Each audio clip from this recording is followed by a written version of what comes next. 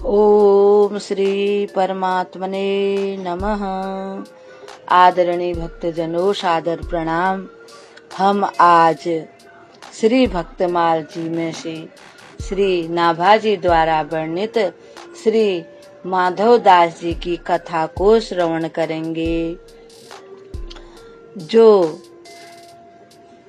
कि श्री व्यास जी के ही अवतार माने जाते हैं।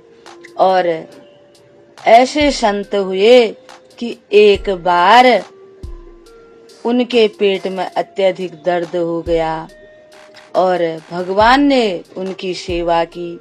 ऐसे संत श्री माधव दास जी की आज हम कथा सुनेंगे।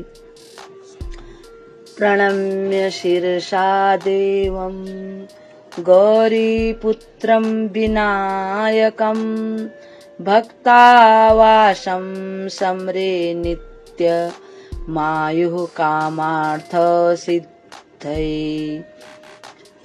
गुरुर्ब्रह्मा गुरुर्विष्णु गुरुर्देवो महेश्वर गुरुर्साक्षात् परं ब्रह्मा तस्मै श्री गुरवे नमः।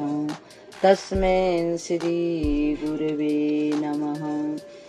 त्वमेव माता च पिता त्वमेव बन्धु च सखा त्वमेव विद्या द्रविणं त्वमेव सर्वं मम देव त्वमेव सर्वं मम देव। नमस्तेस्तु महामाये श्रीपीठे सुरपूजिते शंखचक्र गदाहस्ते महालक्ष्मी नमोस्तुते महालक्ष्मी नमोस्तुते। आदरणीय भक्तजनों, श्री नाभाजी महाराज वर्णन करते हैं कि राघव जी पहले वेद विभाग कथित पुराण अष्टदश। राघव जी भारत आदि भागवत मथित उद्धार्यो हरिजस। राघव जी अब शोधे सब ग्रंथ अर्थ भाषा विस्तार्यो। राघव जी लीला जय जय जयति गाय भव पार उतार्यो। राघव जी जगन्नाथ इष्ट वैराग्य शिव करुणा रस बीजो। राघव जी हियो विनय व्यास मनो प्रगट है जग को हित माधो कियो। राघव जी विनय व्यास मनो प्रगट हवे जग को हित माधो कियो। भक्तजनों, नाभाजी महाराज वर्णन करते हैं कि श्री माधवानंद जी यानी माधव दास जी भगवान के परम प्रेमी भक्त हुए और कहते हैं कि ये वेद व्यास ही मानो श्री माधव दास जी के रूप में प्रकट होकर जगत का कल्याण करने के लिए इस भारत भूमि में आए। श्री वेद व्यास जी ने पहले द्वापर में वेद का विभाजन किया तथा 18 पुराणों की रचना की, फिर महाभारत रचना की।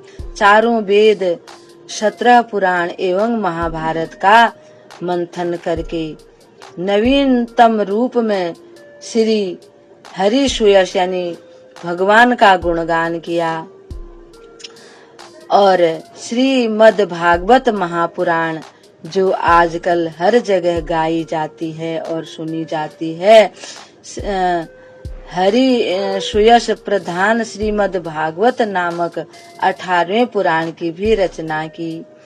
अब श्री माधव दास जी के रूप में प्रकट होकर पुनः आपने सब ग्रंथों के तात्पर्य को खोज कर उनका अर्थ बोलचाल की भाषा में विस्तार से वर्णन किया। जय जय शब्द संयुक्त भगवान की लीला का गान कर जगत में प्रचुर प्रचार करके असंख्य जीवों का संसार सागर से उद्धार किया। इनके इष्ट श्री जगन्नाथ भगवान थे। ये बैरागी थे। इनका हृदय करुणा से सदा भरा रहता था। श्री माधवदास जी कान्यकुब्ज ब्राह्मण थे। गृहस्थ आश्रम में आपने अच्छी धन संपत्ति कमाई। ये पहले से ही बड़े धनवान थे और इन्होंने भी खूब धन कमाया। जब ये बड़े हो गए, बड़े विद्वान तथा धार्मिक भक्त थे। एक समय आने पर इनका विवाह भी हो गया, परंतु विवाह के कुछ ही समय बाद इनकी धर्मपत्नी स्वर्गलोक को चली गई। तब इनके हृदय में संसार से सहसा वैराग्य हो गया और आपने घर छोड़ जगन्नाथपुरी का रास्ता पकड़ा, यानी कि जगन्नाथपुरी को चले गए। वहां पहुंचकर आप समुद्र के किनारे एकांत स्थान में पड़े रहे और आपको भगवान के ध्यान में तल्लीन देखकर भगवान को बड़ी दया आती थी। आप भगवान के ध्यान में ही लगे रहते थे। अब धीरे धीरे आपको भूख प्यास भी नहीं लगती थी, परंतु इनको जब भूख प्यास भूखे रहते हुए प्यासे रहते हुए कई दिन बीत गए, तब भगवान को बड़ी दया आ गई। भगवान ने माता रुक्मिणी से कहा कि तुम जाओ, मेरे एक भक्त को कई दिन हो गए न भोजन किया है और न जल पिया है। धन्य है भगवान। बोल जगन्नाथ भगवान की जय। श्री माता लक्ष्मी की जय। श्री सुभद्रा माता की जय। श्री बलदाऊ महाराज की जय। लक्ष्मी जी ने प्रभु की आज्ञा पाकर एक सोने की थाली में सुंदर सुंदर भोजन प्रसाद रखे और थाल सजाकर माधवदास जी के पास गए और वे ध्यान में लीन थे और थाल रखकर चली आई। जब माधवदास जी का ध्यान समाप्त हुआ, तब वे स्वर्ण का थाल देखकर भगवान की कृपा जानकर बड़े प्रसन्न हुए और आंखों से प्रेम के आंसू बहाने लगे और बड़े प्रेम से भगवान का नाम लेकर भोग लग प्रसाद का थाल पाकर भोजन पाकर के थाली एक जगह रख दी और फिर से ध्यान करने लगे। उधर यानी कि जगन्नाथपुरी के मंदिर में रसोई में जब भगवान के पट खुले, तब पुजारियों ने सोने का एक थाल न देखकर बड़ा शोरगुल मच गया। थाल कहाँ गया, थाल कहाँ गया। सब जगह ढूंढने लगे, थाल कहीं भी नहीं मिला। अंत में ढूंढते ढूंढते वे समुद्र के किनारे पर आए और वहां उन्होंने माधवदास जी को बैठा हुआ देखा और वहां पर सोने का थाल मिला। यह सब देखकर वे बड़े आश्चर्यचकित हो गए। न सोचा न समझा, बस फिर क्या था। माधवदास जी को चोर समझकर उन पर चाबुक पड़ने लगी, उनकी पिटाई होने लगी। रात्रि में पुजारियों को भगवान ने स्वप्न में कहा, मैंने माधव की चोट अपने ऊपर ले ली, अब तुम्हारा अनिष्ट कर दूंगा, नहीं तो माधव जी के चरणों में जा करके क्षमा मांग लो। वे बड़े घबराए और बड़े घबराते घबराते सहमे डरे हुए उनके चरणों में गए और क्या करते, पंडा दौड़ते हुए माधवदास जी के पास पहुँचे और उनके चरणों पर जा गिरे। माधवदास जी ने तुरंत क्षमा प्रदान कर उन्हें निर्भय कर दिया। माधवदास जी ने बोला, मैंने तुम्हारा बुरा ही नहीं माना, जो कुछ भी हुआ प्रभु की कृपा से हुआ, आप बिल्कुल भी चिंतित मत होइएगा।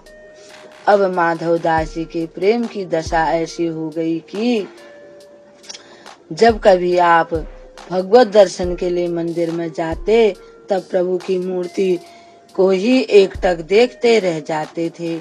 दर्शन समाप्त होने पर आप तल्लीन अवस्था में वहीं खड़े खड़े ध्यान मग्न हो जाते थे और कभी कभी तो पुजारियों के देखते देखते आप अदृश्य हो जाते थे। एक बार आप रात्रि में मंदिर में ही रुक गए। वहां जब रात्रि में आपको जाड़ा लगने लगा तो स्वयं जगन्नाथ जी ने अपनी रजाई आपको उड़ा दी। जय हो जगन्नाथ भगवान की जय हो, भक्तराज माधव की जय हो। एक बार माधव दास जी को अतिसार का रोग हो गया, यानी कि पेट में दस्त हो गए। आप समुद्र के किनारे दूर जा पड़े। वहाँ इतने दुर्बल हो गए कि उठ बैठ भी नहीं सकते थे। ऐसी दशा में जगन्नाथ जी स्वयं सेवक बनकर आपकी सेवा करने लगे। जब माधव दास जी को कुछ होश आया, वे इतने कमजोर हो गए थे कि दस्त की वजह से कि उनको शुद्ध बुद्ध भी नहीं रही। मैं कहाँ पड़ा हूँ, क्या हो रहा है, बिल्कुल मूर्छित जैसे हो गए। तब उन्होंने तुरंत पहचान लिया कि हो न हो ये मेरे प्रभु ही हैं। यह समझ झट उनके चरण पकड़ लिए और विनीत भाव से कहने लगे, नाथ, मुझ जैसे अधम के लिए क्यों आपने इतना कष्ट उठाया? फिर प्रभु, आप तो सर्वशक्तिमान हैं, अपनी शक्ति से ही मेरे दुखों को क्यों नहीं हर लिए? व्यर्था इतना श्रम क्यों कर रहे हैं?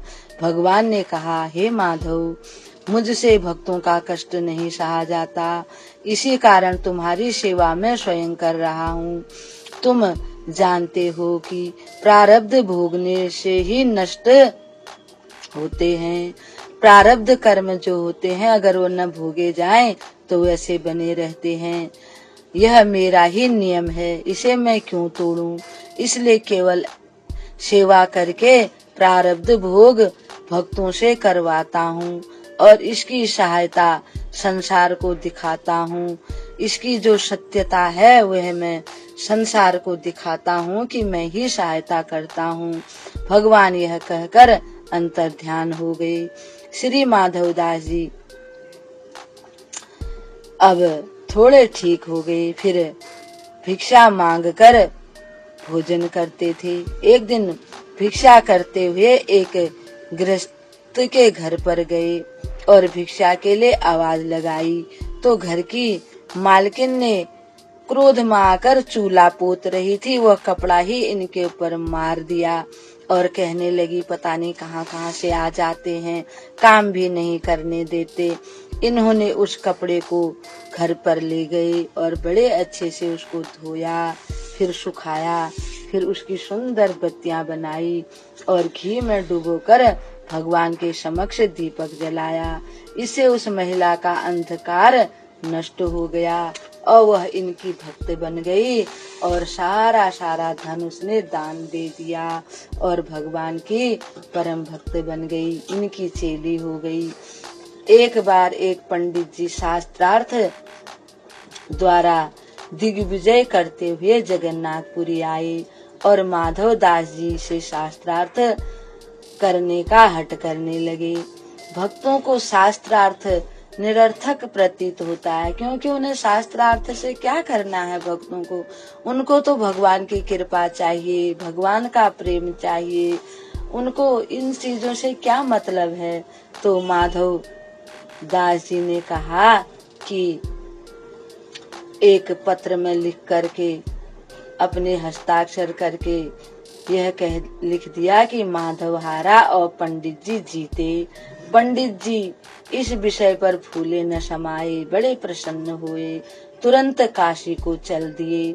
वहाँ पंडित जी की सभा करके वे अपनी विजय का प्रमाण पत्र लोगों को दिखाने लगे, क्योंकि माधव दास जी बड़े विद्वान थे। जब नाभाजी वर्णन करते हैं कि श्री वेद व्यास जी के अवतार ही वे कहे गए और वेद व्यास जी भगवान के अवतार माने जाते हैं, दिखाने लगे, अपनी बड़ाई करने लगे। तो पंडितों ने देखा तो उस पर यह लिखा था, पंडित जी हारे और माधव जीता। ये भगवान की लीला थी। अब तो पंडित जी क्रोध के मारे आग बबूला हो गए, उल्टे पैर जगन्नाथपुरी पहुँचे और माधव दास जी से कहा कि शास्त्रार्थ में जो हारे वही काला मुंह करके गधे पर बैठकर नगर भर में घूमे। अब माधव दास जी का रूप बनाकर पंडित जी से शास्त्रार्थ करने भगवान पहुंच गए। भरी सभा में खूब शास्त्रार्थ हुआ अब भगवान से भला कौन जीत सकता था। भगवान ने उनको खूब छकाया। अंत में उनकी शर्त के अनुसार वे हार गए और उनका मुंह काला करके गधे पर चढ़ा 100-200 बालकों को साथ में ले नगर भर में धूल उड़ाते हुए उनकी फेरी लगने लगी। आगे आगे बालक, बीच में वे पंडित जी महाशय और पीछे भी बालक, और बालक शोर मचाते जाते थे, देखो देखो कैसे हैं, गधे पर चढ़े हुए हैं, बड़े पंडित जी बनते थे। जब माधव दास जी को भी किसी ने यह बात बता दी तो उनसे ना रहा गया। उन्होंने सुना तो पंडित जी को गधे से उतारकर क्षमा मांगी, तुरंत वहां पहुंच गए, उनका रोष दूर किया। ऐसे धन्य है माधव दास जी और धन्य है उनकी दयालुता और धन्य है भक्तों की सहिष्णुता और उदारता। भक्तजनों, नाभाजी महाराज वर्णन करते हैं, एक बार माधव दास जी ब्रज यात्रा को जा रहे थे। मार्ग में उनको एक भक्त माई मिल गई और कहने लगी कि आज आप लोग हमारे घर पर ही विराजिए और यहीं भोजन कीजिए। बड़ी प्रसन्नता से भोजन बना करके लाई और श्री माधव दास जी को उन्होंने बिठाया तो देखा कि उनके साथ एक सुंदर श्याम सुंदर भगवान भी बगल में बैठे भोजन करने लगे।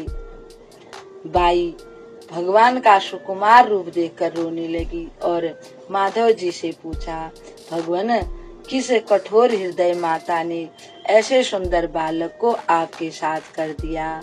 क्योंकि माधव दास जी तो संत बन गए थे, बैरागी संत बन गए थे, तो उनको लगा कि अब ये इनके चेले हैं, माँ ने इनको संत बनने के लिए इनके साथ भेज दिया। माधव दास जी को अब तक पता नहीं था कि भगवान मेरे साथ साथ चल रहे हैं। माधव दास ने गर्दन फिराकर देखा तो श्याम सुंदर जी भोजन कर रहे हैं। उनको बड़ा आनंद आया, बस आप शुद्ध बुद्ध भूल गए और बाई जी की प्रशंसा करने लगे। बाई तुम धन्य हो, धन्य हो, और उनकी परिक्रमा करने लगे। उसके भक्ति भाव और सौभाग्य की सराहना करते हुए वहाँ पर भोजन प्रसाद पाया, फिर वहाँ से विदा हुए। नाभाजी महाराज वर्णन करते हैं कि एक समय श्री माधव दास जी वहाँ से आगे चले और एक दूसरे गांव में पहुँचे जहाँ पर एक वैश्य यानी एक वैश्य भक्त रहता था। परंतु संयोग की बात, वह भक्त किसी और काम से घर पर नहीं था और कहीं गया हुआ था। घर में उसकी परम भगवान की भक्त पत्नी थी। उसने आकर श्री माधव दास जी के चरणों में प्रणाम किया और प्रसाद पाने का अनुरोध किया।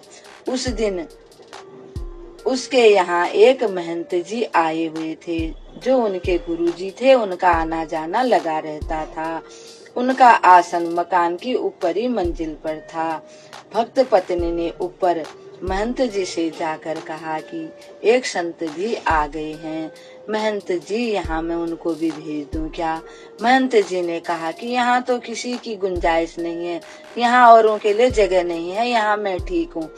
तब तो वह बड़ी घबराती हुई नीचे आई और श्री माधव दास जी से बोली कि मैं आपको सीधा सामान दिए देती हूँ, कृपा करके आप रसोई बना लीजिए। इन्होंने कहा कि यदि तुम्हें कुछ खिलाने का ही आग्रह है, तुम चाहती हो मैं कुछ भोजन प्रसाद पाऊं, तो जो भी बना बनाया सामान हो वही ले आओ। तब उस भक्त ने इन्हें खूब अच्छी तरह से औटाया हुआ दूध पिलाया। इस प्रकार उसकी अभिलाषा पूर्ण हुई। चलते समय माधव दास जी ने कहा कि भक्त जी आपके पति घर पर आए तो कह देना कि जगतनाथ से माधव दास जी आए थे। भक्त पत्नी को अपना परिचय देकर श्री माधव दास जी वहाँ से उठकर चल दिए। इनके जाने के थोड़ी ही देर बाद वह महाजन भक्त घर पर आया। तब उसकी पत्नी ने श्री माधव दास जी का नाम सुनाया। यह सुंदर एवं शुभ समाचार सुनते ही महाजन तो ऐसे दौड़ा कि बस उसने पीछे मुड़ के भी नहीं देखा और दौड़ता चला गया और जब महंत जी ने भी सुना कि माधवदास जी आए थे, तो उनके साथ वे भी बड़ी तेज से दौड़े। दोनों ने ही जाकर श्री माधवदास जी के चरण पकड़ लिए और उनके चरणों में लिपट कर रोने लगे। श्री माधवदास जी भी उनसे बड़े सुख पूर्वक मिले। श्री माधवदास जी ने भक्त दंपति की संत निष्ठा की खूब बड़ाई की और बताया, आप धन्य हैं, इसी प्रकार भगवान का भजन करते रहना।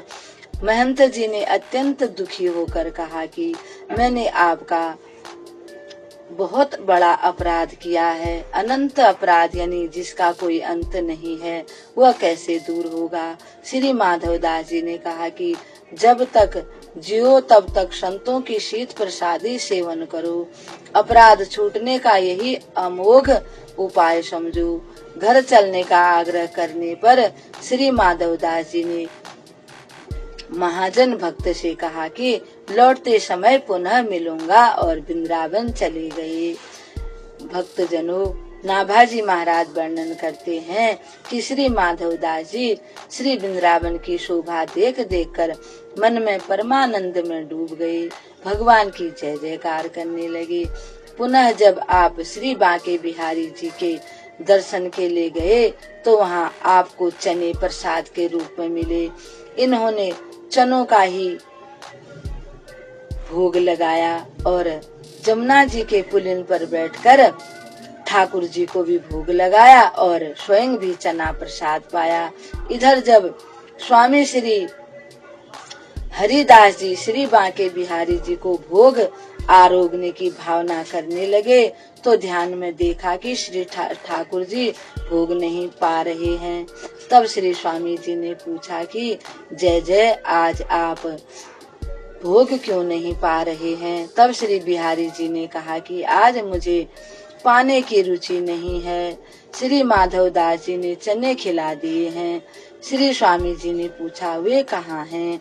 तब श्री बिहारी जी ने उन्हें बताया कि वे इस समय श्री जमुना जी के किनारे हैं। भगवान श्री हरिदास जी से अप्रसन्न हो गए कि तुमने इतने भोग यहाँ पर पड़े थे प्रसाद के रूप में, मेरे भक्त इतनी दूर से आए थे, तुमने उनको चने दिए, खाली उनको भोजन प्रसादी अच्छे से 56 प्रकार की नहीं पवाई। तो तब श्री स्वामी जी आज्ञा से शिष्य सेवक गण श्री माधवदास जी को खोज के लाए।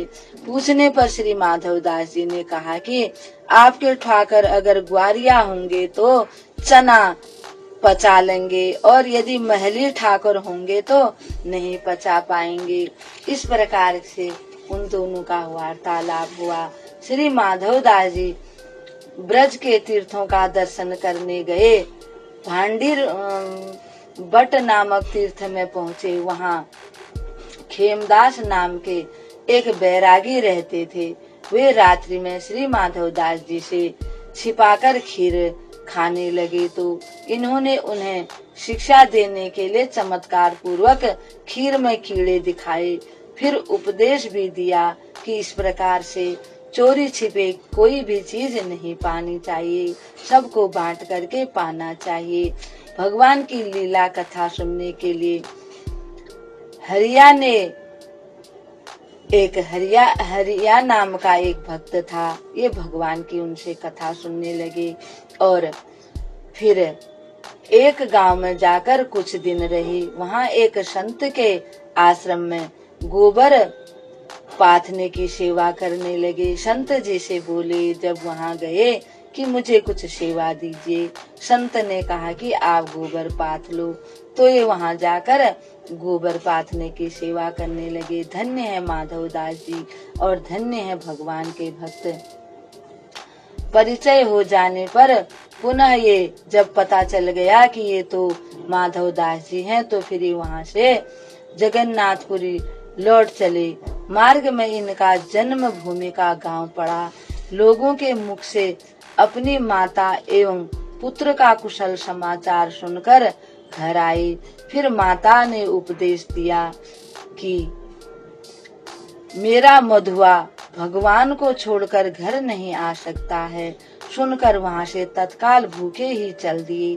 मार्ग में भगवान ने एक महाजन भक्त को स्वप्न देकर कहा कि मेरे भक्त आ रहे हैं, वो भूखे हैं, उन्हें अच्छी तरह से भोजन प्रसादी पवाओ। प्रसाद पाने के लिए कहा। श्री माधव दास जी ने फिर उनके घर पर प्रसाद पाया और फिर जगन्नाथपुरी को चल दिए। इस प्रकार माधव दास जी के अनेक चरित्र हैं। धन्य है माधव दास जी और धन्य है उनकी भक्ति। और भगवान और भक्त वत्सल भगवान की जय।